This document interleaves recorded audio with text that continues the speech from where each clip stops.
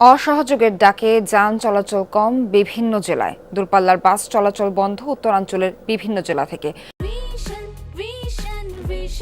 100% copper কন্ডেন্সারে তৈরি vision fridge, তাই গুণে মানে অটুট থাকে বছরের পর বছর। রংপুর থেকে আন্তঃজেলা ও অভ্যন্তরীণ রুটে বাস ছাড়েনি, খোলেনি টিকিট কাউন্টারগুলো। নগরীতে কিছু রিকশা, মোটরসাইকেল এবং খাদ্যপণ্য আনা নেওয়ার পরিবহন ছাড়া চলছে না কোনো গাড়ি। বিভাগের ৮ জেলায় সকাল ৬টা থেকে রাত ১০টা পর্যন্ত কারফিউ শিথিলের ঘোষণা দিয়েছে বিভাগীয় কমিশনার। ঢাকার আশপাশের জেলাগুলোতেও একই চিত্র।